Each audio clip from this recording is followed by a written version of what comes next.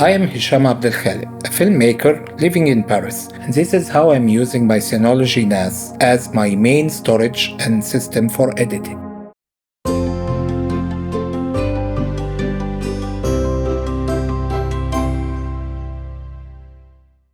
I have been using the disk station DS1621XS Plus. After 1 year of using my Synology NAS, I have been using it on daily basis, keeping my files on it and sync it to my cloud, editing and coloring from it. I built my NAS RAID system to get the benefit of the maximum storage capacity because I'm a filmmaker, heavy rushes, as well as I'm using my SD as the cache drivers for my NAS. Syncing to the cloud is a necessary for my work. I just throw the rushes on it and then I go to bed and he sync it directly to the cloud because your rushes are very safe in two different places. With heavy rushes from Blackmagic cameras, we are using B-rolls 6K, which is huge files. Through 10 gigabit Ethernet connection, I can easily do editing in 6K with heavy coloring, putting special effects, transition, titles, everything,